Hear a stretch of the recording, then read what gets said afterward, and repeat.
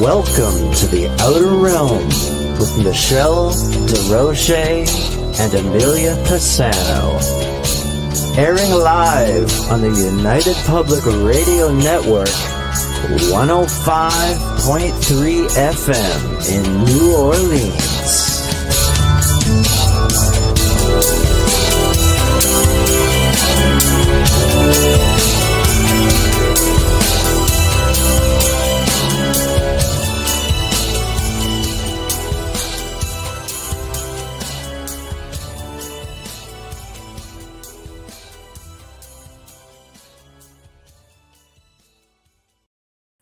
Good evening, everyone. Welcome to the Wednesday night segment of The Outer Realm. We are broadcasting live on the United Public Radio Network, 105.3 FM from the Gulf Coast and 107.7 FM from beautiful New Orleans. We are fully sponsored by the amazing people over at Folgers Coffee, who have been a part of our journey for the last several years. So thank you, Folgers. We appreciate you so much. We couldn't do it without you, nor would we want to. Also, big thank you to Justin Snicker, a.k.a. Dr. Snick, the sonic surgeon, for the contribution of his time, his music, and his voice for the intro you just heard. He is an award-winning composer of Halloween, horror, sci-fi, and dark wave electronic music, which can be found on all of your favorite music streaming platforms. Also, big thank you to Steve McGinnis, the artist behind all of our logos here at the show. Check him out on Facebook and Instagram. Also specializes in the horror and Halloween genre, but does incredible commission pieces of any type. So tonight, been looking forward to this, I have to say. And I know this is a topic that we get asked about, so I'm really glad that we could deliver on this one. So Dr. Adam Rizvi, a critical care physician who has witnessed countless moments of transition in the ICU that science alone cannot explain. His new book is called Love Does Not Know Death, Stories of Death, Dying, and the Miracles of True Forgiveness. You know it's going to be great. I've read the book. It's phenomenal, and we're not going to make you wait any longer. So without further ado, Adam, hello. Hey. Hi, Michelle. Hi, Amelia. It's such a pleasure to have you on. Oh my gosh, it's a pleasure to have you. And I've been looking forward to this. It's so nice to meet you. Likewise. You for being here. I was saying earlier to Michelle, I've been watching you all day, like not psychically, No. like on television. I think I was feeling it, maybe. That's I funny. just wanted to get a feel for you, and your energy and your everything about you as you're speaking was so much more than I expected, and it was pleasant. That's very nice of you. It was very kind. Like I felt like sometimes when you see doctor worked in hospital, sometimes in this field you kind of like concerned about how somebody may react to something. And then as I got to read more about you and listen to you speak, I was like, I can't wait till Yeah, it's true. I mean, doctors, it's so interesting. The profession is noble, I think, and there's an opportunity to help so many people who are in a place of vulnerability. Not just doctors, but nurses too. Nurses. Big time. I have a lot of friends who are nurses. Hospice nurses are some of the greatest unsung heroes there are out there. They're constantly helping people make their transition. I think there's so much power to knowing that your presence can bring about healing. You don't even need to say anything. Sometimes I find that when I'm like going right into it with you guys. I hope that's okay. Go crazy. It's your show. Yeah. Like sometimes I feel, I think your listeners might be open to this. Let's say I have a patient in the ICU and I know this patient's got metastatic cancer, that it's widely spread. Their family is hoping for the doctor to come in and be like, yes, we're going to give you this medication and you're going to heal and everything's going to be great. And I have to go in and give this news. And I come in, I sit down with the chair, I make sure I'm eye level with everyone, so there's no sense of like the doctor who's got all the answers, but like I'm here with you as a human and I'm going to share with you something that you might not want to hear. And then I deliver the news. Now, the interesting thing that I've noticed, and I think this is where you both would really appreciate, what I experience is most of the time I don't say much. I say what needs to be said, and then a lot comes out, a lot of crying, a lot of tears, a lot of fighting and bargaining, and why is this happening, that kind of thing. And just because they ask questions doesn't mean they're asking the questions literally. It's just an expression. But the interesting thing is, just sitting there in silence, I will feel so much running through me. I just feel like a flow of light and love. And I feel like just the presence of sitting with the family is bringing healing. And I feel like a lot of caregivers, if they realize that their presence can be healing, would go into conversations a little differently. You don't have to say anything to help people. You could just sit and allow that presence to bring about healing. And maybe this speaks to energy and something else. I don't know as much about that as you do, but I'll tell you what I do feel. What I feel is a lot of love moving through me in many of those conversations. Sounds to me like you're a healer in more ways than one. That's very nice of you to say. No, Yeah, it's true. If you're feeling that positive energy, you're like a conduit and you're helping. Yeah.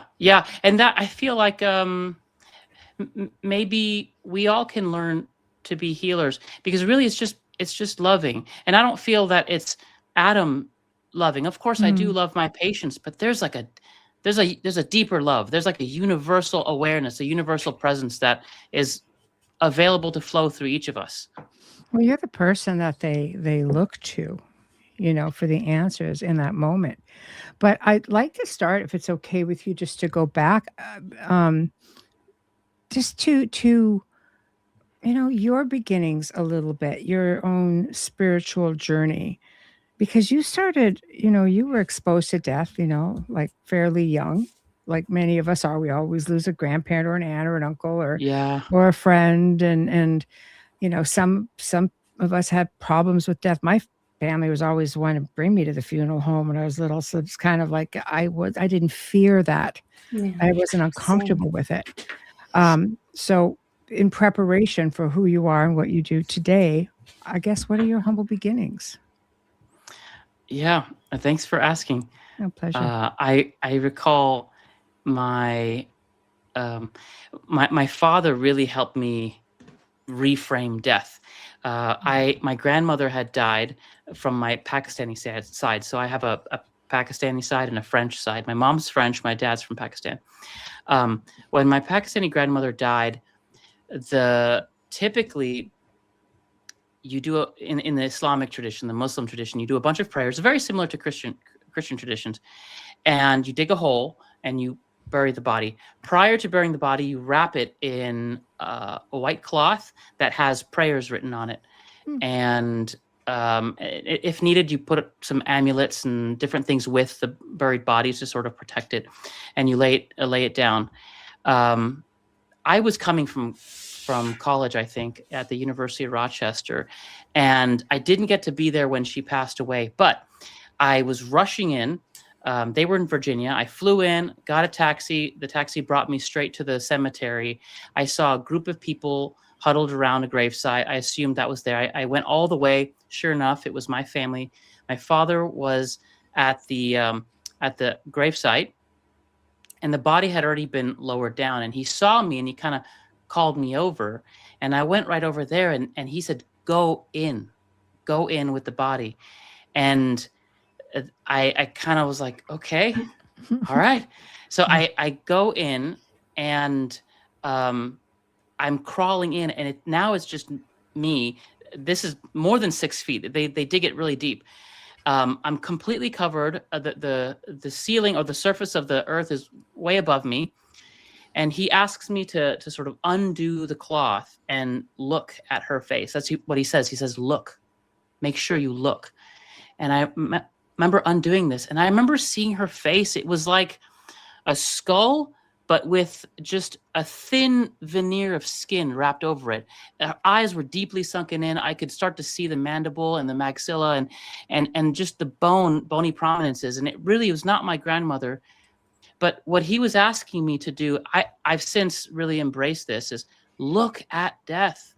Don't turn away from it. Death is always here. It's always by your side. We could all die any moment. I think the unhealthy aspect of our Western civilization, unfortunately, is we don't look at death. We look at youth. We look at beauty. We look at health and vitality. All the ads out there is like, look at what you can get and by removing your wrinkles with this cream and you know, It's exercise your superficial. glutes. Yeah, exactly. Yeah. It's superficial. Mm. We aren't looking at death enough. It's not morbid. Because when you look at death, it really makes you consider what matters in life. Well, anyway, I was there underground, and he said, put your hands on her. I placed my hands on this body, and he told me to recite a few prayers. He said the prayers, and I would repeat after him. And it was so interesting. A couple of realizations that came in that moment were, we will all lose someone. We will all lose at least one or two grandparents. We'll lose our parents, and we may lose friends. That's at least 5 to 10 deaths in a lifetime. And if one death causes so much grief and sorrow, especially if they're close to you, just suddenly it dawned on me the immensity of the suffering of humanity. It was sort of like, wow, humanity is going through so much, each of us. And I love this phrase, be kind, because everyone you meet is fighting a hard battle. You do not know what someone's going through. They may smile at you, they may look put together, but you have no idea what's going on behind the scenes. And so just be kind, because you don't know. Mm-hmm. So in that one instance with my grandmother, just in the ground there praying, I just got so many lessons about death. Mm-hmm. I agree. I think it comes down to, like, I'm glad your father, was instrumental in sort of leading you that way, because I know, like, with religion, there's so much conditioning. Like, I think with death and with rules and regulations and what happens after the fact, or, there's a whole set of things that we have to confront. So looking outside the box, which is just religion as an institution, it sets precedence moving forward with how I think we handle things. So breaking away from that, which you did with spiritual teachings. Yeah. So what was a catalyst that made you sort of go, you know what, I want to explore different aspects of spirituality? Oh, yeah. Yeah. So really early on, it's a funny story. My grandmother, they all mean well, all of them. I love my whole family, dead or alive. I love them all. My French grandmother and my Pakistani grandmother, they met each other once, right after my parents got married. In fact, the Pakistani family got to meet the French family. They were all kind to each other. It was wonderful. Later on, a couple of years later, my sister and I would basically go to our grandparents' house every summer, and we'd alternate between France and Pakistan. One summer vacation, we'd go to France in Normandy, and Michelle and I, we were talking about Normandy earlier, and I'd get to go see all the old Celtic ruins and all the beautiful chapels. What a blessing. Oh, it was quite a blessing. Every summer, a different, wow. Every summer. And then the other summer, I'd go to Pakistan, mostly Karachi, but sometimes northern Pakistan. And because both my grandparents were deeply religious, when I was in Pakistan, I was a diehard Muslim. I prayed 5 times a day. I listened to the call to prayer. I would read the Quran. I knew Arabic. When I went to France, I was a hardcore Catholic. I took on the belief system. I love, and still do to this day, Jesus Christ, Mother Mary, all the Catholic saints. I have a deep, deep devotion for them.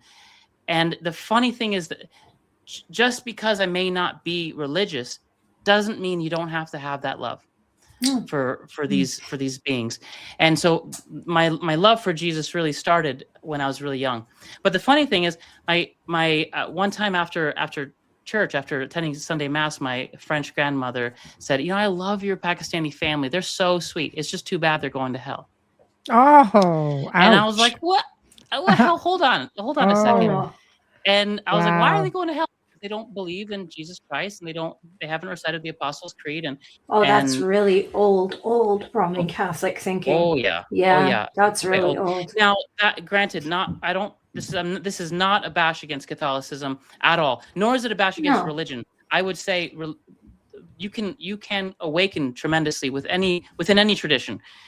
But that's just my grandparents. They were a little hardcore that way. Yeah. So I was left thinking like, well, okay, does that mean I'm going to hell? You know what? Like, there's sort of like this existential doubt now. And then the next summer, I kind of put it by the side, but the next summer I ended up in Pakistan, and my Pakistani grandmother essentially said, while we were cooking, your French family, they're so nice. It's just too bad they're going to hell. Oh boy. And it struck me because she was saying the same thing my French grandmother said. Interesting. It's almost worded the same way. And I thought, now, wait a minute. Something's not right here. They can't both be right. And if you knew my family, my French family, and my Pakistani family, they're kind people. They're wonderful, wonderful people. There's no way these guys would be suffering for all eternity in fire and brimstone. Something didn't ring true to that with me. And that was the beginning. I had such intense cognitive dissonance. That was the beginning of my desire to find an underlying truth. There has to be something that holds all traditions, some truth that we can fall back to, where we know we are all connected on a deep level. That was the beginning of, I would say, my spiritual tradition, or my spiritual path. College took it further when I decided to major and write a thesis in comparative religion. I studied Buddhism and Hinduism and non-duality from multiple world traditions. Wow. And that gave me a lot more clarity. And essentially, there's a quote that I like to say often.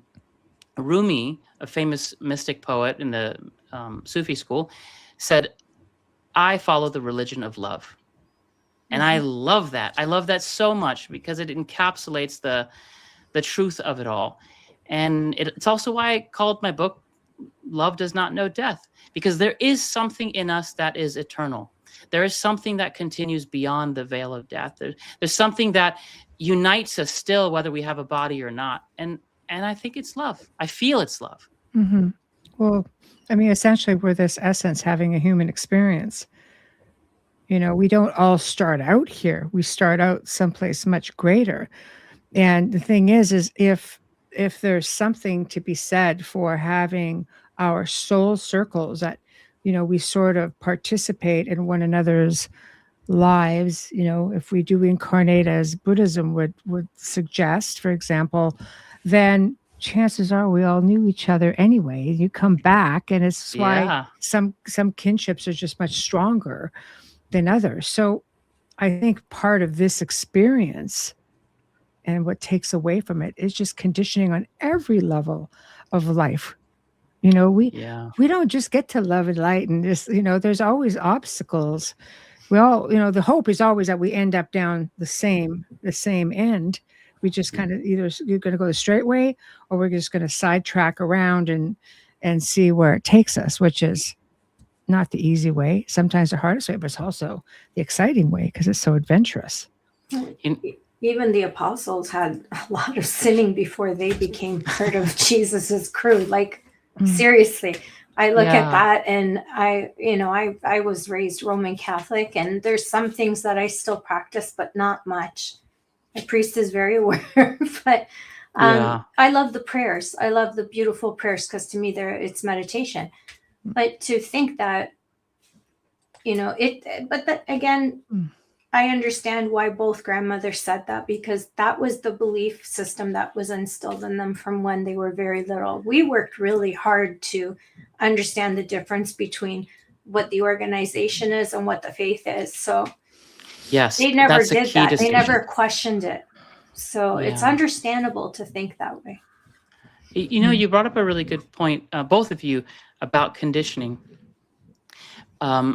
one of the things that I really recommend, and probably my driving point with the book, is don't wait to forgive.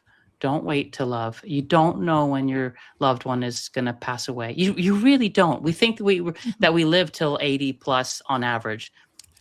It's so surprising to some when death comes. And yet it's the one thing you can bank on. It's the one thing you can guarantee. It's going to happen. You just don't know when. So I like to recommend that people forgive. And one of the ways into that place, into that state of mind, is, which is something you just talked about, Amelia, you don't know how someone has been brought up. You don't know how someone's been brought up. And it could be that someone's actions, which seem to be an attack on you, which seem to be, like they're doing something wrong. You're unaware of their childhood upbringing. You're unaware of their trauma. You're unaware of their abuse, of the trials and tribulations they went through. Maybe the way they are, their personalities, because of all that. And they can be saying that. Sorry to interrupt you. They can be saying like they're gonna go to hell out of fear because they're your family. Let me help you, not go there. Yeah, it's also how you perceive it. Yeah, it's very true. It's very, very true. And the other interesting thing, and which is, Michelle, you brought up conditioning.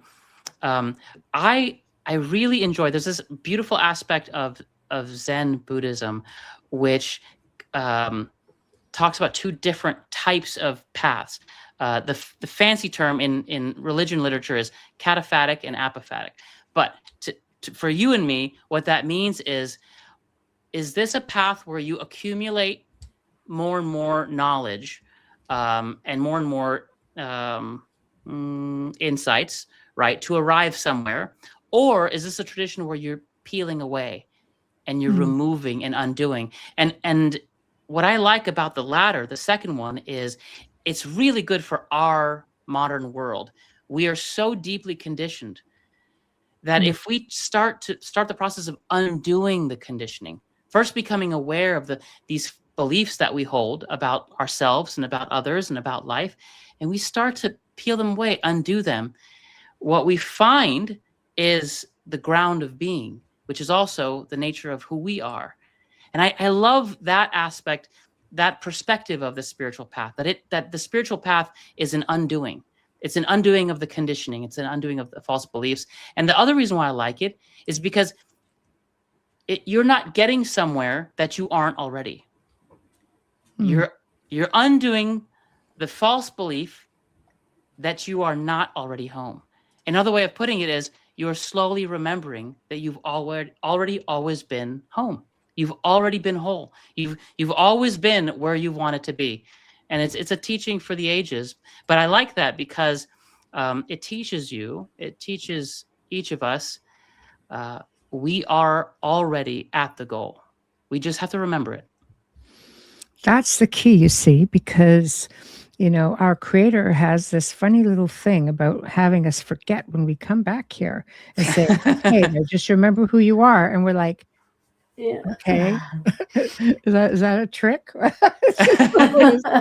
Because some people have their whole lives and have no clue, but yet how often do you hear people of spiritual faith, they remember who you are? I say it to people, remember who you are, because with some people I could feel it, and they're obviously, I feel close enough where I could say, like, you're close enough in doing it, remember who you are. And there's other days where people say it to me, I'm like, I am trying.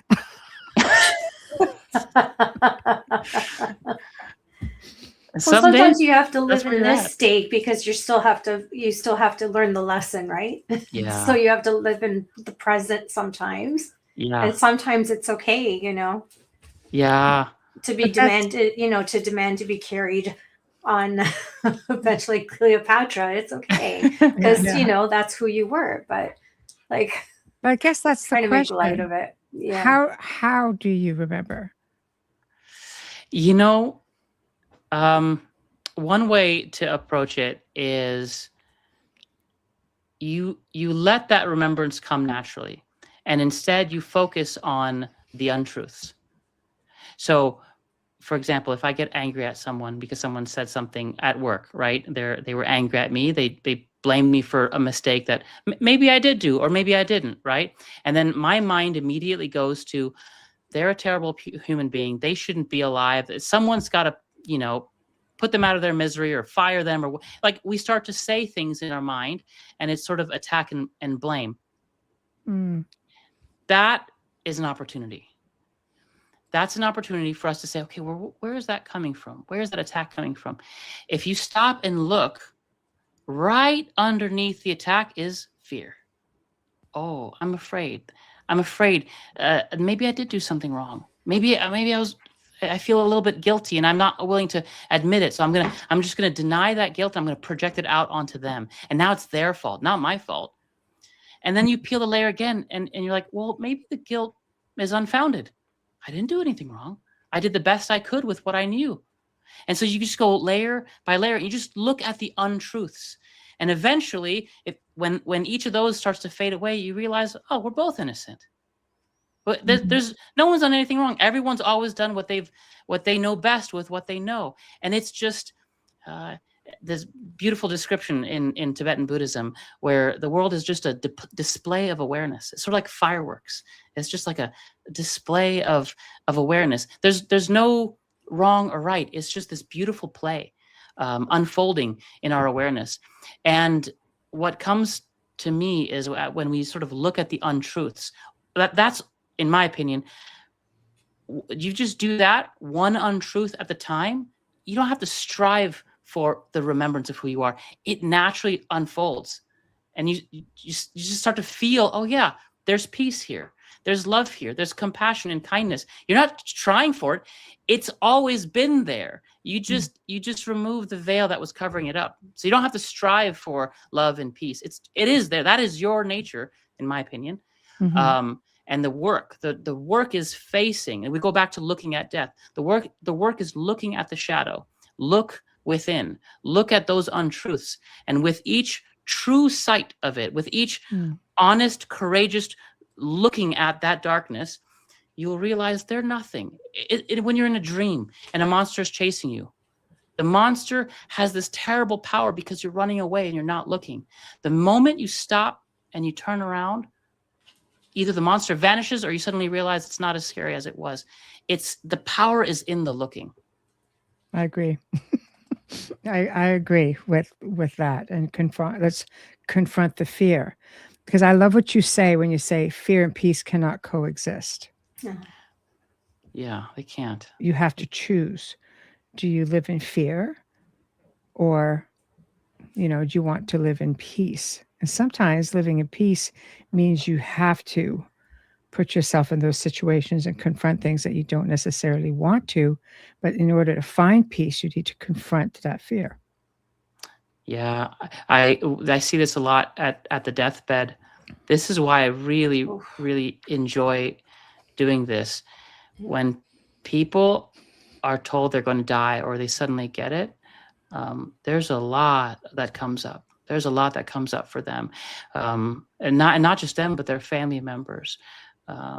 They start to think back on all the things that they did that they shouldn't have, all the things that they said that they shouldn't have, all the times where they pushed their family away and focused on their career. I'll tell you one thing. I have never, ever talked to someone who's dying and told me they wish they spent more time at work. Or that they wish they made more money. I do not understand. Not when you're faced with that transition. No, not when you're faced with it. There's so much on YouTube about how to make more money and how to be a millionaire and how to be rich. And I tell you, not once has that ever been a regret that a person dying has had. Instead, it's been, I really wish I spent more time with my wife. I wish I spent more time with my kids. I wish I spent more time out in nature. And I wish I painted more. I wish I wrote more. Yeah. Those are regrets you don't want. Yeah, exactly. And so this goes back to my driving point with the book. Don't wait. Don't wait. Don't wait. No, it doesn't matter how old you are. If there's a grievance you have, if there's someone that hurts you, if there's someone you haven't forgiven yet, don't wait. Don't wait. And I'll tell you what, when you forgive someone, you're not saying what they did is okay. And that's not what I'm suggesting. And when you say, okay, I forgive you, you're not condoning their actions. There's legitimate things that have been done to people that are just not right. And I'm not saying that, but what forgiveness does is, forgiveness is a gift you give yourself. And all you have to look is your personal experience. When you're angry at someone and you're resentful, it's like you're creating these prison bars around you. You're putting yourself in a cell. You're the one feeling this rage and this resentment, and it's boiling inside. You're the one suffering. So when you forgive someone, you're giving yourself the permission to let go of the burden of judgment. You don't need to do that anymore. That's why the Egyptians had that old thing where you weigh your heart on a scale with a feather. Mm-hmm. How do you think a heart feels? In order for a heart to feel like it's as light as a feather, you need to have no resentments. You need to let go of the world fully. Have a heart as light as a feather. And I would say, get there now. Work on making your heart as light as a feather before your transition comes. That's well said. Well said. When you're in the situation that you're in with people, you're often the teacher because they look to you for answers, because sometimes maybe they don't have anybody else to ask. But do you find yourself also being the student? You're learning from them? I would say I'm the student more than I'm the teacher. And honestly, I rarely say anything to a patient that is a teaching, because that's quite presumptuous. Like, who am I to? You're the one facing death. Who am I to tell you how to face it? I figured if they asked. But I will say, right in the introduction of Love Does Not Know Death, I talk about this guy named Joshua, and he was a teacher for me. There are some deaths where patients who should be freaking out have the most amount of peace I have ever seen. This guy in particular, Joshua, just so embraced his own death. He was having renal failure. His kidneys were shutting down and his potassium levels were rising, because that's what happens when the kidneys shut down. And he also he was dying of other things as well. And he just told his wife, they had two young kids, I think I want to go. I want to go. And both her and him sat with each other and talked about how they were going to support their kids as they grew and reach different stages of their life, and what he wanted them to know at age 18, at age 21, and this and that. And I remember I was present for some of that conversation. I thought, this man is amazing. What a saint, to embrace death, to be thoughtful enough to think about his kids as they're growing up. And I remember I saw him hold his wife's hand. I think her name was Rosie. And it was like, I know it's hard, honey. This man is unbelievable. He was caring for her, caring for his kids. He had such a radiance about him. And I thought, I want to be like him when my time comes. I've had many patients teach me how to face death with a degree of sacredness that I think is missing in our culture these days. Mm-hmm. Again, that's a tough one. I think in ways we're taught to fear death, live your best life. And I agree. But sometimes you have to know not to be like, it's okay that death is the next level of life. Like I said, with my mom was so quick, but she was calm the entire time. We're all like, but we just started joking around, and she started joking around and singing and doing things. And we're just sitting there going, what is wrong with our mother? But she's a mom. She's a mom. She's a mom. Yeah. I think that's exactly it. Too. Yeah. Worried about us, right? And we're all adults, and we're all kind of like, it's okay, it's okay. And yet she's the first one that when I was leaving, almost had me in a headlock saying, take care of your sisters who are like adults. But I'm like, okay, thanks for that bedside promise you made me do. So they're good at that. yeah, the bedside promise, right? So yeah, but no, I agree. I think there are some people who are just so composed. And Michael makes a good point. He just had I'll back up 1 second. Said before my brain surgery, I was confused why I was so calm. I thought I would be more afraid when they asked me if I needed medicine to help me with anxiety. I told them no. Oh, wow. But he said learning to let go is tough because he has a 13-year-old daughter going on 30.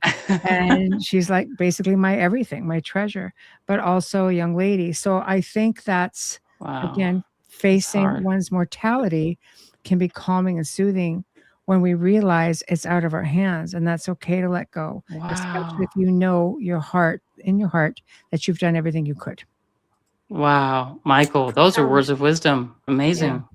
Yeah, it's pretty, he's bouncing back. You're doing really good, Michael. So, but I guess it's all, it's all from within. We have to look within, right? Yeah.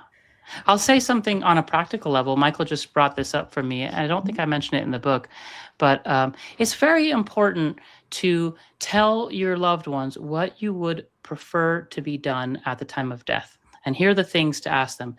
If their heart stops, do they want to be resuscitated with electric shocks and chest compressions? That's called DNR. It means do not resuscitate. Or you say, yes, we do want you to resuscitate them.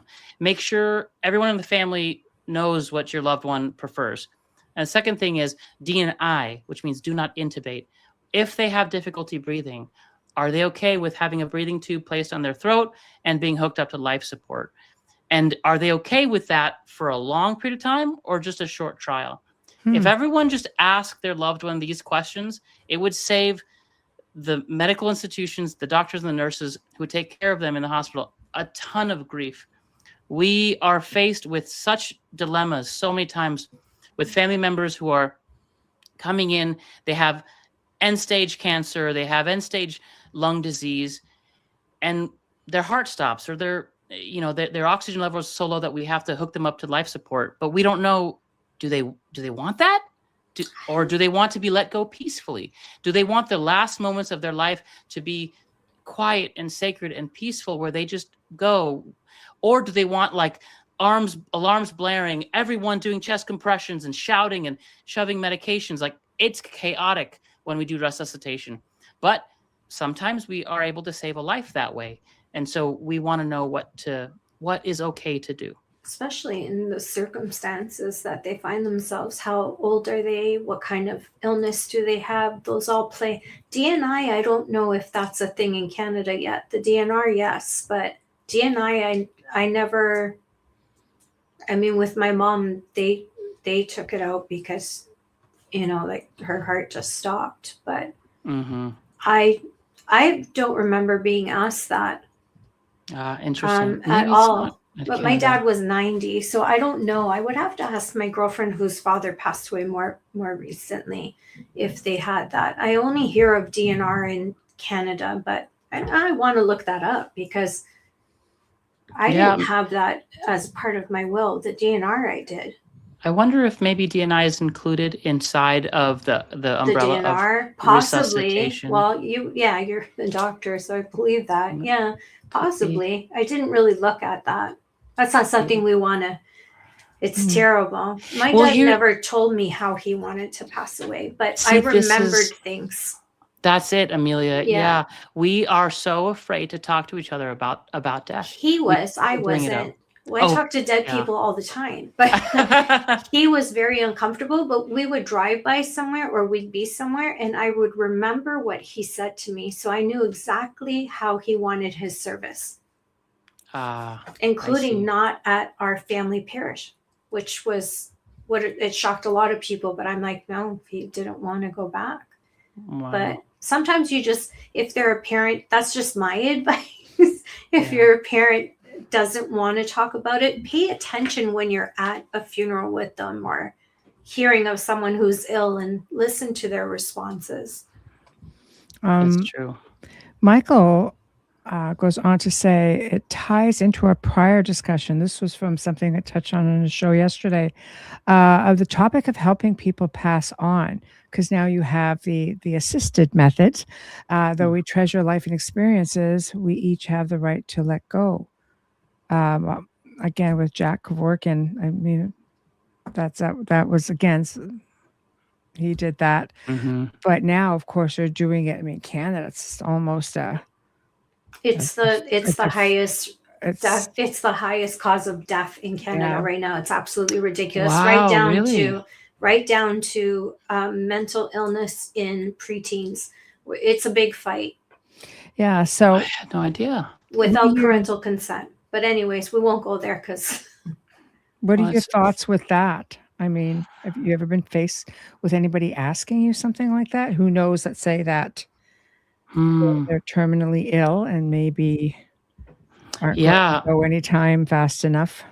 It hasn't come up in that exact way for me. So, but I will say the closest I've experienced that is someone who is ill, but has something that could be survivable, meaning we have the medications and the treatment to pretty easily treat what they have. Let's say it's a heart condition with a clogged artery, and we could go in and remove the clog, and they say no.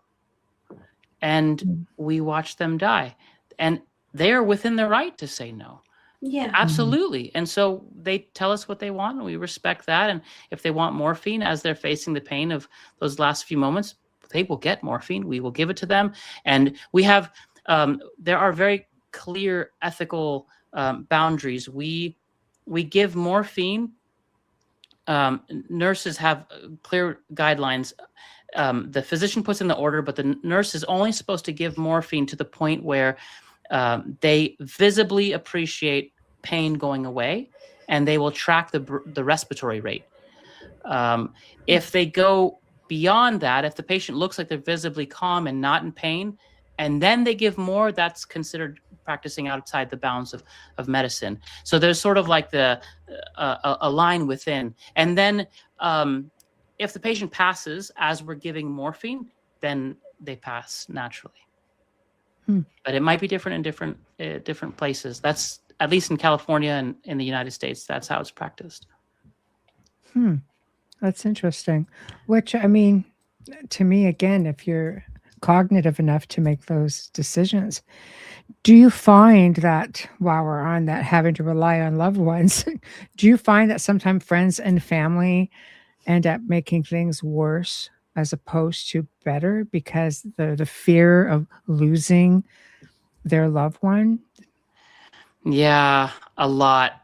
I'd say one of the most painful things to watch is a family that's been broken apart and estranged from each other. Hypothetical scenario: you have a mother who's dying, and she has 4 kids that are all estranged because everyone hates each other. Let's say it was a dysfunctional family. Yeah. The father is out of the picture. They got divorced. Who knows? And he remarried. Okay. This is actually, there are many cases. Yeah, it happens a lot more often than you think. And then the death or the imminent death of someone will bring the family together again. And the same unhealed dynamics all of a sudden come to the foreground. And this is why I say don't wait to heal, because it'll come again. The unhealed aspects in the unconscious mind will arise again. You cannot keep them buried forever. And so face them. And if not now, it'll happen later. And if you believe in other lifetimes, it'll happen in another lifetime. And so I see these families come together, and there's such tension in the room, such pain and attack and accusation. We even had cases of daughters calling the nurses to find out if the other sibling has left the hospital yet, so that they could come in and not have to interact with them. And I think, gosh, that's so sad. That's so painful for the person who's dying. I think there is a way to be at the bedside of someone dying that can be very healing. And in order to come with a healing presence. You have to have attempted healing what's hurt inside. And if there's someone that you truly hate in your family and you can't stand them, do the inner work as best you can, and then come to the bedside and be gracious and compassionate to the person who's dying. At least make the attempt. Yeah, if you don't go, you're just robbing yourself of that time. Like I had a bit of an issue, and I remember someone saying to me, "Oh, I can't believe you called that person to come." And I said, "Well, that's his child." So yeah, I think you have to put the person who's passing first.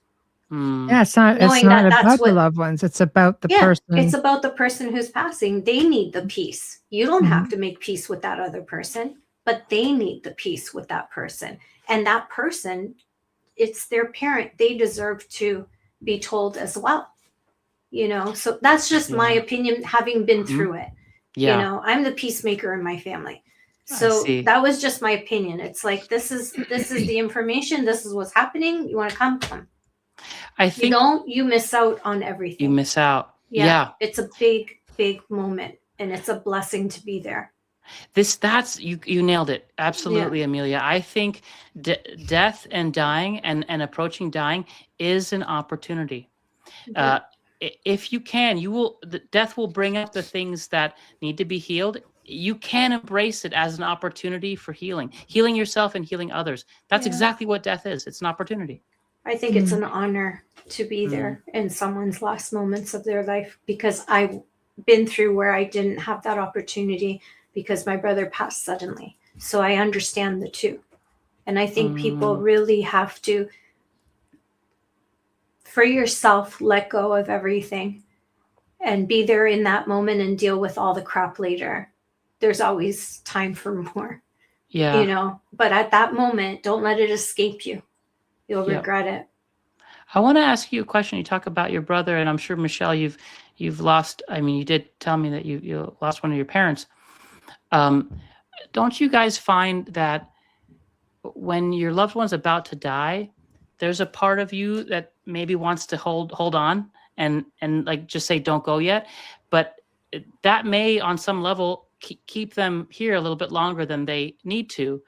I feel like there's a letting go that needs to happen, where when you love fully, you let them go. You tell permission. them, let them, you say it's okay to go. I both times with my father, who died 15 months after my mother, I just said, he was unconscious. I said, it's okay. If you need to be forgiven from anything for me, whatever that may be, you have it. I forgive you. Go on. Like, he was in pain. I said, it's time to go home. I said, Mom's waiting. We knew she'd been there. And with my mom, she was so accepting of it. I said, are you ready for this? And she just said, I think so. You think? It's not very reassuring. But she just said, okay, then yes, I'm okay. I'm okay. It's like, okay. So it's not about what we want, but we have this thing called attachment. And we attach to people, and my son told me that at a really young age. He might have been like 16, 17, and very spiritual on his own spiritual path. And he goes, I'm in attachment to you. I said, I know. I don't care. And when my grandson was born, I just remember, like, so many years later, I just said, look, honey, I have a new attachment to love. And he just sort of looked at me sort of like, oh. I said, well, it's true. It's a fact of life. We attach. I think that's human nature, and trying to sever that attachment in the time where we have to, and having to put aside how we feel about certain people. There are people in my family, my mother's side, that I have absolutely no use for at all, because they're just not good people. But it was important to her at that moment so she could move on in peace. We made those phone calls so she could talk. They could talk together, or putting her first. Yeah, you do that, and then as soon as it's over, then that's it. It's an inconsequential thing. I think we need to pick the battle, so to speak. What's really important, and what can you move on from? Yeah. So, well, both of you are this amazing, sharing these stories. I feel like the big context, this is evolved over time for me, but the big context for me is spiritual awakening, spiritual growth. That's the biggest context, and everything lives inside of that, whether it be death and facing the death of a loved one, or disease. That's actually something I cared very deeply about. Two of the chapters in the book were specifically about how disease is a catalyst for awakening if we embrace it as such. Everything that seems to be a problem in life, death, disease, maybe divorce, maybe a job loss, like all these things that we labeled terrible, terrible things, each of them is a catalyst for very deep growth, spiritual growth. And that's the context for me. If that's the context, then you start to learn to embrace the things that seem scary in life. And you have to be selfless. Yeah. Selfless. Kira made a comment. She says how she still looks for it. She goes, "It's kind of crazy that I'm still seeking my mother's approval even after death." It's interesting how we tend to keep up with things like that, you know? Yeah. I wonder I gotta if she's share speaking something. to her. Yes, please. Oh, yes. Oh, sorry. Go ahead, Amelia. No, I said it. No. You're the yeah. guest. Sorry. No, we're all guests of each other. Yeah, it's so interesting. Who said that comment? I want to just say Kira. Kira. Kira, yes. Kira, I just want to say something. This is something that I've never really spoken to, but when my dad died, when my father died, there was this huge emptiness in me after his death. I realized so much of my career trajectory was because I wanted my father's approval. And maybe daughter, mother, father, son, there are certain dynamics there and vice versa. But a son and his father, I realized I did so much. I wanted to be a doctor because my father wanted me a doctor. I wanted to be a neurologist and intensive care physician, go to Stanford, graduate, and become a director of an ICU. Like each of those things was like, my dad would be so proud of me. And then he died. And there was just this raw emptiness of like, I remember feeling, what the hell is the point of my life now? Like, what do I do? Well, nothing matters anymore because I was doing so much for him. And I remember that the 2 years after his death was this dramatic reorientation for me psychologically, where now it wasn't about whether my father approved me, because I had dreams with him almost every night after his death. He would talk to me and love me, and we'd have tea together, and all this stuff was happening in the dream world. And all I felt from him was approval. He loved me unconditionally, and it didn't matter what I did. And I finally got that, and I had to reorient what I did in life to not be for approval from him in particular, and instead be what is the truest expression of my desire to be helpful and of service to humanity. And that's when my career, it was a whole new chapter in my career after that. I just wanted to share, psychologically, a lot happens when our parents die, I think. Especially when you lose the last one of the two. Then it's like somebody pulled the rug out from under you. Yeah. Which brings me to this comment, and I was going to ask you about this. Phil says, "I miss my parents' last breath. Both of them died in a hospital bed. We stayed with them 24/7 for weeks. The one time we left them alone, both occasions, within hours, we got a call. I was so mad. So maybe they waited for them to leave." And I've heard this story so many times. Did you find, like, within your people within your care, was it sort of the same idea? They just wanted to be alone as opposed to being surrounded by loved ones? I was just going to say, please, to the commenter, you don't need to be mad, because this is so, Phil, no need to be mad, my friend. Believe me, this happens so often. I have a death journal that I started when I was in fellowship. Every time, my goal was to write down the name of the person who died that I was physically present for in the room when their heart stopped. That was my criteria. I have over 500 in my death journal now. And what I do is I write their name. I write everything I know about them that I gathered from the family, how they died, the moments leading up to their death, and what I experienced after their death. And I've had so many amazing stories of the amazing things that happen after death. and I offer a prayer, sort of my way of honoring that life. So many of those journal entries are the wild coincidence of huge families. Like in California, we have a lot of Hispanic families, and they're like 20 plus. These are massive families, and they make the security guard so upset because there's usually like a limit to how many can be in one room, and they inevitably, when someone's they're on hospice or it's their last few deaths, and it's sort of dragging on and days go by and the patient is out of it, but they're still breathing, their heart's still going. Something happens where everyone decides to go home. Or I've seen this happen too, where there's maybe 3 or 4 in the room, and they say, well, let's just go down and grab some soda from the vending machine and we'll come right back up. Right? Little things like that. Or let's go out and grab a smoke outside, take a little bit of break, and we'll come right back. 2 minutes, that's all. Sometimes even 30 seconds. The family steps out. That's when the patient goes. Wow, it is beyond coincidence. And to me, I think, now I've seen the alternate side of this, but let's just stick for this for a moment. For some souls, for some people, I feel like they are choosing to leave the way they came. They want to go on their terms. They want to go alone. And that's their choice. I feel like there's a conscious will to this. It can't be happenstance that they suddenly die when the families leave. Now, the converse, and I've seen this, but I'll say it's less frequent for me than the other way around. I've seen patients who know there's a loved one, like a woman who died of intracranial hemorrhage, a brain bleed, or she was dying from one. Her son was coming from Germany.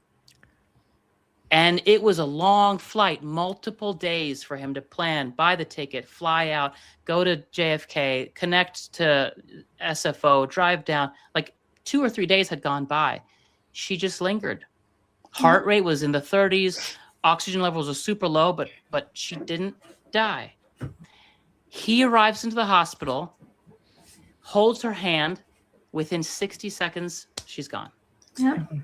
My dad waited for my brother to come because he had gone home to take a shower, and I called as soon as I slept all of a half hour, and we left one brother at the hospital, and the one who was not the strongest one out of the 3 of us, and he called all trembling saying, Dad's going to go any minute now. And they left, and they were over an hour away, and I called them. And I just kept saying to my dad, if you want to see him, you got to hold on, okay? We'll listen to opera. And I laid in bed with him, and this was during COVID. I shouldn't have done that, but they let me. I took everything off, and I just crawled in with him and played our favorite tenors. And just like you said, once my brother arrived and we were all there, within 15 minutes, not even. It was like, okay. But as a medium, it's a different experience for us, because we can see the loved ones who have passed, who come forward to assist the transition. So it's a different experience. So, they're okay. Which is another good question that I'll pose to you. Do you ever see some of your patients having like random conversations with people in the room? There's it's kind of unfortunate, but in Western medicine, when people start to hallucinate, there's a tendency to say they're having delirium or they're delirious, but yes, delirium is real. It's a real thing. When you're in the ICU, you do get confused because you don't have normal day-night cycles, and there's loud noises beeping and people bothering you constantly. But when you're actively dying and you sit up straight in bed and you have a legitimately clear and lucid conversation with someone that other people know has already died, I don't think that's delirium. Delirium is like you're confused. You're saying things that don't make sense. You're sort of thrashing around. When you're sitting up straight and you're like, oh, hey, grandpa's here, or, Nana, good to see you again, and oh my gosh, Charlie, and they're staring at like the wall, Well, I mean, Wayne in chat has had so many experience with his mother passing. They were having a conversation and she goes, 1 minute, dear. And she goes, no, dear, that's not my cat. This cat has no tail, or my cat had no tail, whatever the case may be. And then she goes, that's very nice. It's a lovely cat. Then goes, all right, darling. Like she finishes the conversation. He's like, okay. Where Michelle and I would be like, yeah, let's take care of this. Yeah, it's just kind of like, all right, but mom's having conversations all over the place. That all makes sense. That's funny. When my dad passed away, I got to meet people that passed away before me that I never knew, like my grandfather and a couple of other people in the family. So it's a different experience. Now, I want to ask you this question. I found myself being at a friend's, her mom was passing and she was unconscious and she was close to the end. And being a psychic medium, I was able to converse with her even though she couldn't speak and her eyes were closed. And it was a gift for me. It was an honor for me that they wanted me there. I was able to tell them that she did hear the conversation and tell the entire conversation they had, these two sisters. Wow. And then I found myself being there more for other people who were going through that I was close to, because I didn't even know you could do that. Have you ever seen that? The ability to have telepathic conversations? Yes. It's so interesting. I'm not gifted in the way that you are. Well, you're gifted in so much more. You're a doctor. No, I think it truly is. I do feel that there are means of communication that go beyond just verbal communication. What I tell, just recently, I was actually in the hospital yesterday, and I was talking to this lovely lady whose father was going to pass away soon, and she was like, is he in a coma? Can he even hear me? With sort of tears coming down her face, and she was holding onto his hand. And I told her, believe me, even though you don't see any response in him, he can hear you. He can hear you. I used to hedge my bets because, when I first graduated, I'd be like, well, technically they're in a coma and I'm not sure. Now I'm just like, no, he can hear you. They are aware. Hearing is the last thing to go. These different things that I say, I think it also does something to a family member to know that they're being heard when they say, I'm sorry, Dad, or please forgive me, or I love you, or you're free to go. Like, you need to know that you're being heard, and you are. There's enough documented literature of near-death experiencers saying, I heard every conversation the surgeon had while he was operating on me, or I heard the conversations you had when you were talking about me as I died. Like, I think we're at a point right now where we can acknowledge, yes, communication can occur beyond the physical means that we are used to. Mm-hmm. Absolutely. I would agree 100%. Okay, a few comments here. Wayne says, yes, my mother was having many lucid conversations with people who weren't there, and she'd even excuse herself when she was talking to somebody.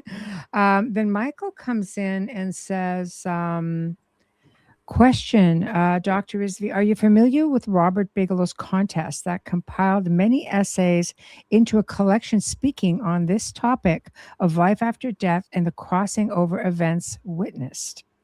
No, I love learning about new things. Robert Bigelow. Okay. Yes. He used to own Skinwalker Ranch. That's why Robert he sounds familiar. Yes. Yeah. Yeah. So just look that. Yeah. Robert Bigelow.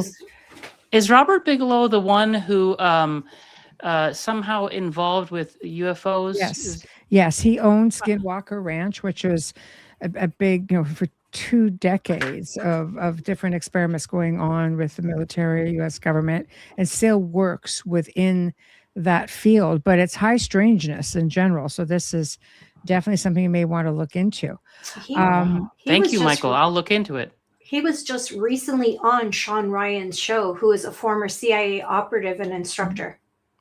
Ah, And wow. Wayne says, have you ever had any experiences with near death, or have you had any experiences with NDEs where everything stops and they come back? I have had NDEs, or patients who have had, if by everything stops, you mean the heart? Everything. Machines go off, and Yes. We've had, this is what's so cool about the science of near death, and I would say even after death phenomenon, because I've had a case, for example, of a patient where his heart stopped and there was no blood flow going to his brain. We tried resuscitating him, and we ended up calling it. We said, okay, we called it. It was something like 30 minutes in. Now, for perspective, imagine holding your breath. Most of us can go 1 to 2 minutes before we pass out, because when you hold your breath, oxygen doesn't go to your brain. And after 1 to 2 minutes, 3 minutes max, you lose consciousness. Like even the Navy has these tests where they hold their breath underwater, and if you go past 2 or 3 minutes, you start bleeding from your nose and everything. So yeah, the Marines, the SEALs. Yes, exactly. So that's the context of how long a brain can tolerate lack of oxygen. Not long. Now imagine doing chest compressions, trying to bring someone alive, their brain's barely getting oxygen flow, and 30 minutes goes by. 30 minutes. It would be unheard of to wake up without major brain damage. And yet this patient and many, many others came back. This guy came back. I think his name was George. He came back and he started telling us stories of things he experienced and people he saw and whatnot. First of all, with 30 minutes of hypoxia, lack of oxygen to the brain, your speech centers should be non-functional. The fact that you're awake and having a conversation is mind-blowing. And the fact that those 30 minutes weren't just blank nothingness, but actually you experienced something is just more mind-blowing. So for me, you can obviously tell by the fact this conversation is even happening, I'm a firm believer that consciousness can exist independent of the physical body. I would say most of my colleagues don't believe that, or they don't see things that way. But this case with that patient and many others just goes to show you we just don't understand enough about how the reality works. But there's enough that we do know that to say that consciousness, in my opinion, is not just a byproduct of the random firings of the neurons. I think it can and does continue after the death of the body. I think scientists are starting to finally clue into everything the rest of us knew. Wayne says, my friend died in OR and floated up to the ceiling and saw big red digital numbers on top of the cabinet. So he asked if he had died when he came back into the body. He was told no, but then was asked what he could recall. And I heard this was something that some of the ORs do to try to figure out who really left the body and who didn't. So sometimes they would just change the date. Sometimes they would put a little message. It would just say hello, or just things like that. And when he got back into the body, then he would basically say, yes, I saw this. Oh, interesting. I know in the OR, some ORs, they have a red digital timer right on the top that can remind the surgeons how much time has elapsed as the surgery started. Yeah. It could be that that's what he was seeing. I can't speak to hidden numbers. Yeah, it could be, because that's all he said was he saw numbers. He told the doctor what the numbers he had seen. Yeah, so it could very well be exactly that, but it is super interesting. And then Michael had made a comment about the telepathy tapes. I'm aware of the telepathy tapes. Yeah. Fantastic material with the, what do they call them? The spellers. Yes. These autistic children who are able to communicate by spelling. There's so much we don't know about this and other worlds. Oh, it's fascinating. I think we're just starting to scratch the surface. Getting back to Robert Bigelow, says apparently Mr. Bigelow was going to have these put into nice leather-bound books and have them distributed to universities throughout the U.S. and abroad. But you can actually find them online and read them. Fantastic. That'll be my next thing to do, to dive into it. I hope, my sincere hope for Western medicine is that we embrace the fact, in my opinion, the fact that awareness, consciousness goes on beyond the death of the physical body. And when we're able to appreciate that and recognize that in medicine, it will absolutely transform medicine. It will radically transform how we treat each other, what we do in the hospital. In fact, just having the awareness of the non-physical would change a lot. And this ties back to the very beginning of the conversation. When you are aware of the non-physical aspect of your being, the thoughts you have a power, whether they're negative or positive. The emotions you have a power. So the way you are being, even if you don't utter a word, the way you are being, what you're thinking, how you're feeling, has a powerful impact on the energy of a room and the energy of a hospital. So if you're going to someone who's sick, if you're going to someone who's dying, I personally would just take a moment to center yourself, ground yourself, start to cultivate feelings of generosity and compassion and kindness. Do that inner work we were talking about. That way, when you come into the room, your presence is a healing presence. Yeah, that, I mean, makes complete sense. And I think with, like, to me, I think it's a bit of a travesty in some ways that so many gifted physicians come to, the West, for a new way of life or chance at life.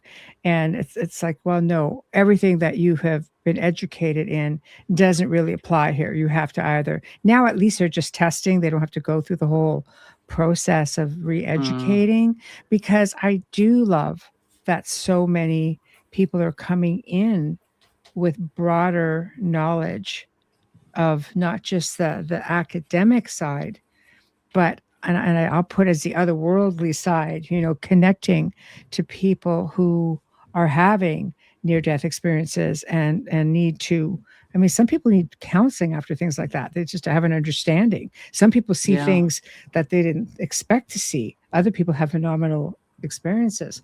But I think with that being said, we need to catch up a little bit. So I think you're really ahead of the game. With your book and your, you having gone into the spiritual side of things, because I do think spirituality and healing are very much one. Yeah. The word heal is etymologically tied to the word whole. The journey of healing is the same thing as the spiritual journey, which is remembering that we've been whole all along. There's nothing wrong with you. There's nothing broken that you have to fix. We're waking up to the remembrance that we are whole. I end my book with, I think, something that it doesn't require you to believe that life goes on after death, although I feel like it does. But I talk about kindness. And I say this for the nurses, the physicians, the health caregivers out there who are listening to this. You don't need to believe in the non-physical and that whole domain. Just being kind will have a huge impact on helping your patients heal. And for those who have loved ones who are dying or suffering with disease, you don't need to believe in any of this stuff. In fact, it's not really a question of belief. Just try it on. Be kind. Be kind, and it'll transform people. You have bedside manner. There's some people not so much. My mother's physician, for example, did not have a very good reputation.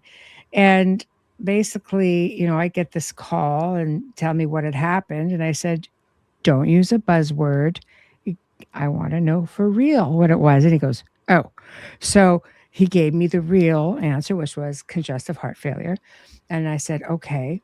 Then he went on about this story. It goes, I know how upsetting it is. He goes, I miss the days where I could just go to the mountains. It says, you're seriously telling me a story about how you miss traveling to the mountains and my mother just died. And he didn't know what to say. I said, I'm going to leave that right there. I really didn't know what to say. My sister was like, so I think and I'm going to ask this delicately. I don't mean this facetiously or disrespectfully, but do you think it would benefit? Not all. I mean, all physicians, I'm sure, at some point or another, will encounter death. Somebody, maybe a surgeon, somebody dies on the table. Somebody, would it benefit them to maybe go on like a spiritual retreat or to an online spiritual course or something to help? Yeah, I'd be more than happy to pay those tickets for a few of them that I've been trying to. Amelia, oh my gosh. Yeah.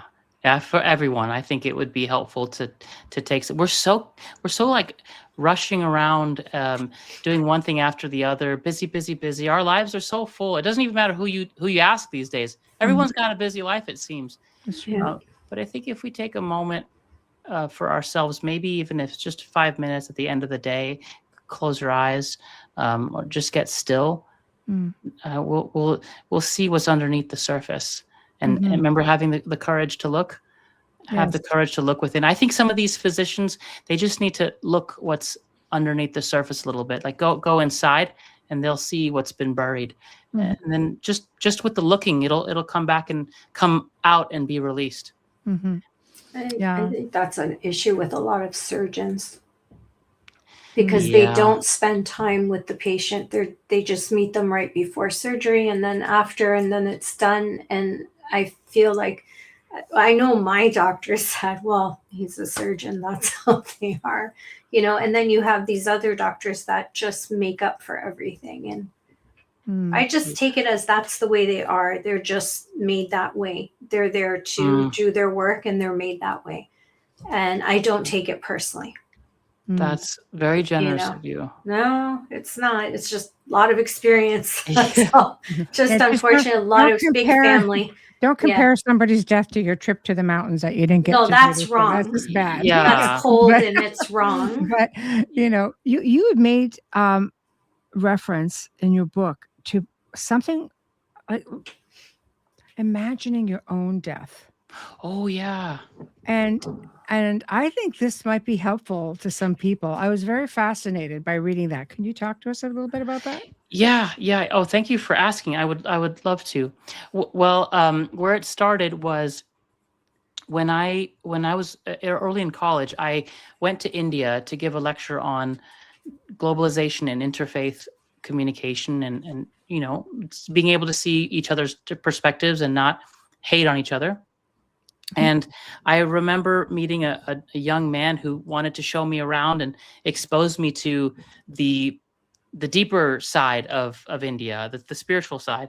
And his name was Krishna. And he sort of took me by the hand right after my lecture, my speech. And we ran down these narrow alleyways right near the border of the Ganges River. And we were in a place called the Manikarnika Gut. And these are the famous cremation grounds of India. If you've heard of the cremation grounds, this is right by the river Ganges. There are massive funeral pyres made of wood.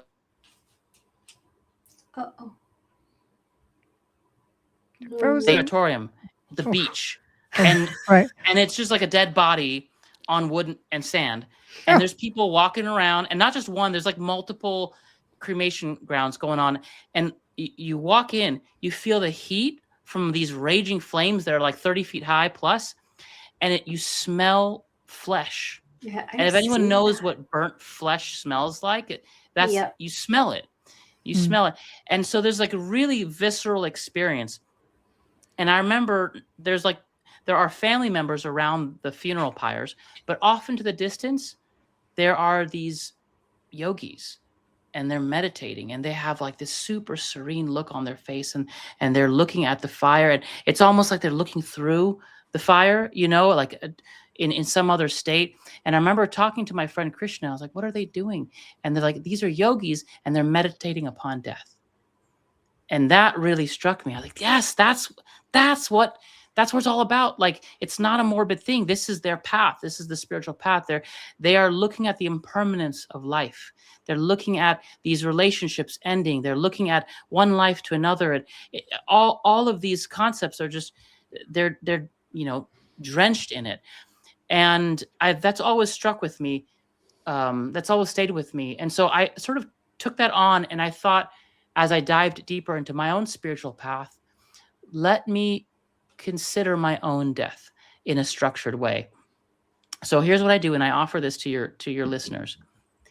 When you're at bed tonight, when you're going to bed, pretend, and just for the sake of exercise, pretend that this is your deathbed. Pretend for a moment you will not wake up when the night is over. This is it. This is it. This is the last day of your life.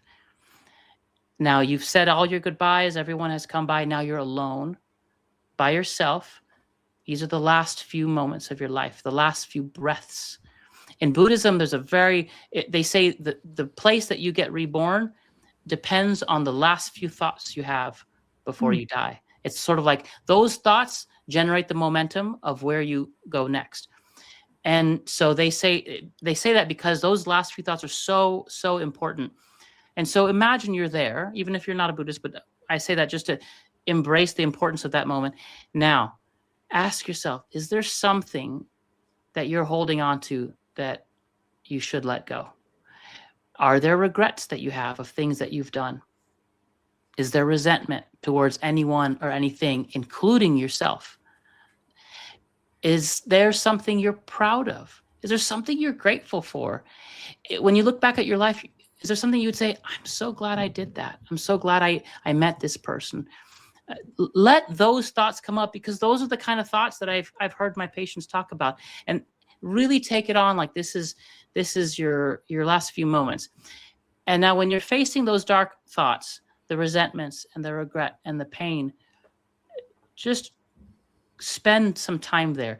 Courage comes from the French word cœur, which means heart. So courage is from the heart. So have the courage to look at those fears with love.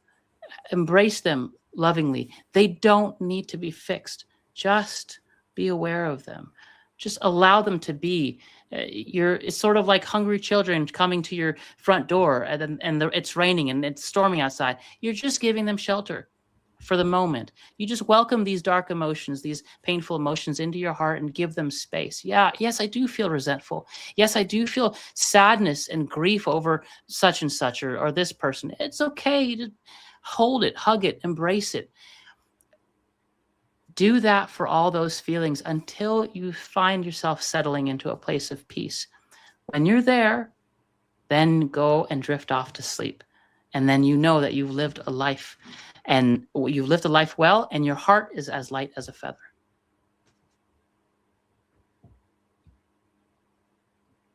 I think you're muted.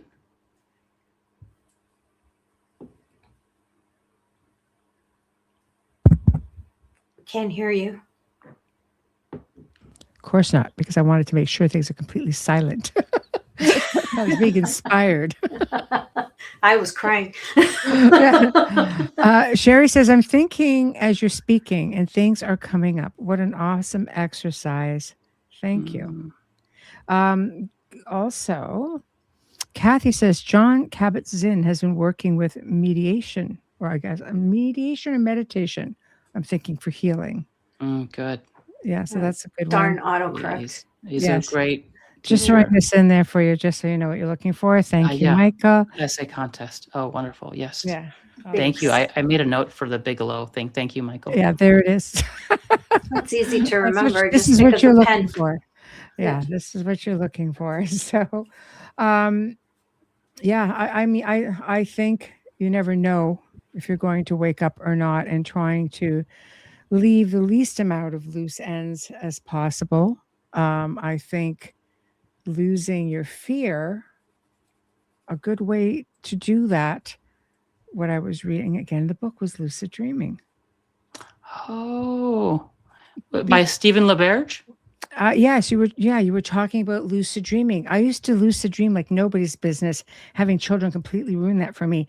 But to those who still can, because you can control things. I could go to unknown places, stop, rewind as many times as I wanted to, go to bed, pause, and continue off. Like, you have an element of control in the ether, pretty much, even though it's a dream state, or are we really traveling? It's a lot of fun. So letting go of your control, even, or going into the unknown without fear, to me is also a good way of maybe preparing to let go of the wheel. Oh, yeah. Good point. Yes. Yes. I see what you're saying. Yeah. 100%. Yeah. I feel like fear comes from ego. And when you're traveling out of body experiences or lucid dreaming, that's just your soul and your spirit. So it doesn't have the same rules as the physical body. That's why it's so much fun. And it's very frustrating when it stops, but when it starts again, it can, I think people do not lucid dream because they're afraid of lucid dreaming, and that stays. And again, that's ego. That's not spiritual. You have a podcast.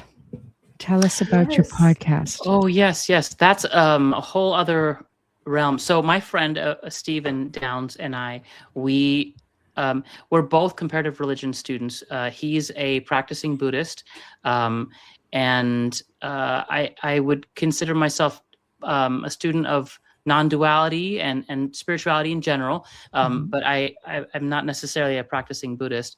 But regardless, him and I have amazing conversations about the nature of the reality as far as we're aware, and a lot about enlightenment and spiritual awakening and just spirituality in general. A lot of our earlier episodes cover mysticism and spirituality from multiple traditions. We've talked about Sufism, Judaism, mystical Christianity, mystical Islam. We've gone into the Kabbalah. We've gone into Nietzsche, various essays, other philosophers. So for people who are interested in that kind of thing, I would say that's much more on the spiritual side of the work that I do. But they go hand in hand. Yes, I do. Absolutely. Yeah. For people who are interested in the things that I'm learning, I write on a Substack, adamrizvi.substack.com. My Substack's called Adventures in Kindness. And I basically write about everything I learned from my patients in the hospital, more or less, the ways that I grow as a human being, and just sharing stories if people are into that as well. I will follow you. I'm on Substack. I need something other than political stuff to read. Oh, good. There won't be any of it. Don't worry. No, I'm looking forward to that. I will definitely follow you. And this is your book. There's my book. Yeah. And the link is in the show description, so people can go in and find it. It goes right to Amazon. And I've got your website going across the bottom. So thank you. Do you have anything else coming up? Planning on writing another book? So I've had just one short story, and I'll tell you why it's so powerful. A man, when I was in residency in Minnesota, a man came in with a stroke. He couldn't move the right side of his body, specifically his right arm. And we sat down with him, and he I think I shared this in the book, maybe. But I did? Okay, yeah.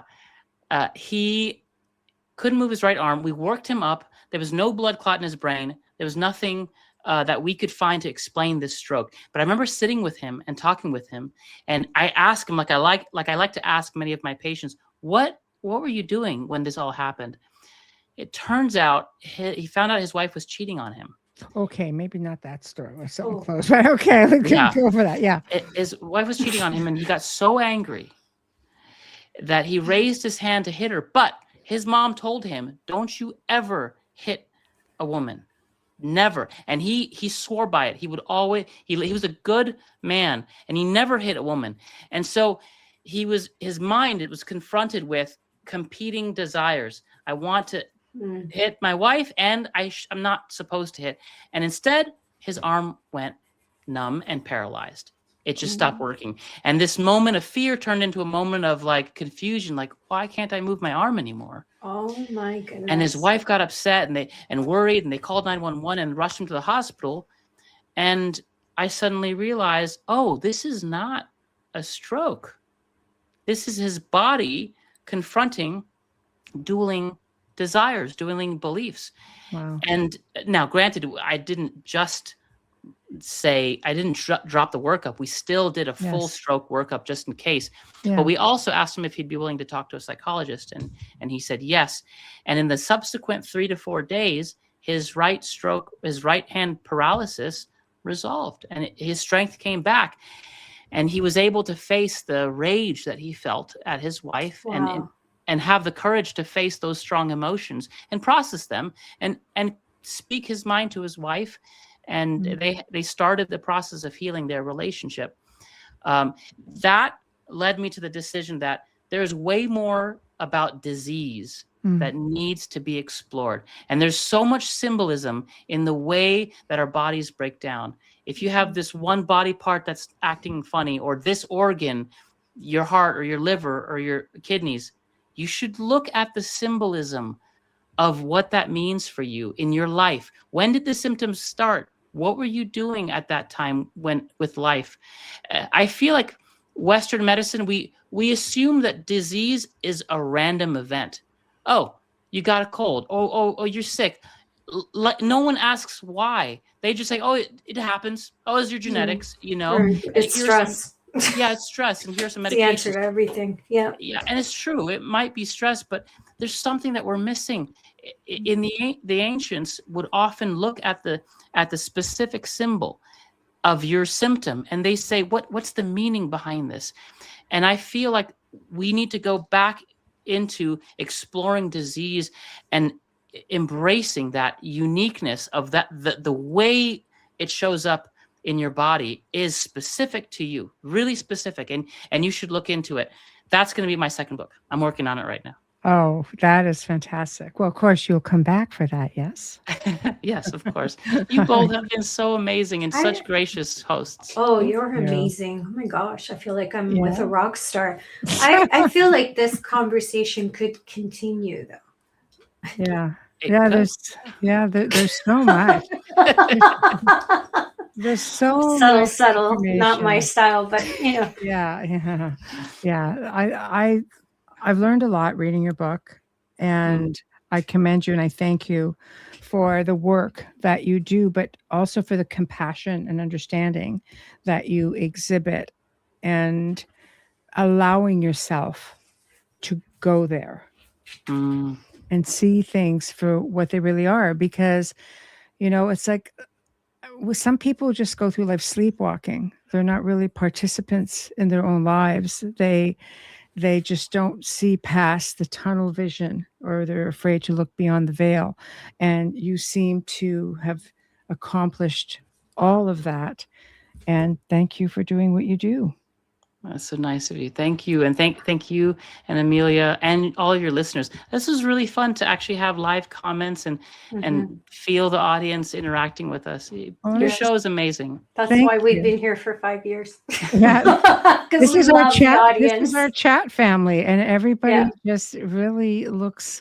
They really get into it. Sometimes there's a whole other world going on in the chat room that we're not even part of. Gosh, I wish you all peace. You give us so much love. I wish you all peace and love. Same. I feel the same way. Thank you all. So thank you.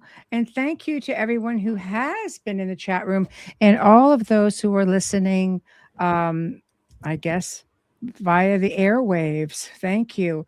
Tomorrow night, tune in. We've got Professor Sylvain Rochon. He's one of the founders of the Alliance for Extraterrestrial Diplomatic Contact, an organization whose goal is to build the world's first United Nations, a recognized embassy for extraterrestrial civilizations. So that should be something. Big thank you to Folgers Coffee for, supporting us and sponsoring us tonight, every night. We appreciate you so much. Big thank you to Justin Snicker. Big thank you to Steve McGinnis. And of course, big thank you to the United Public Radio Network, 105.3 FM on the Gulf Coast, 107.7 FM from New Orleans. And a huge big thank you to Dr. Adam Rizvi for joining us tonight. So thank you all. Good night, and we shall see you tomorrow evening. Bye, guys.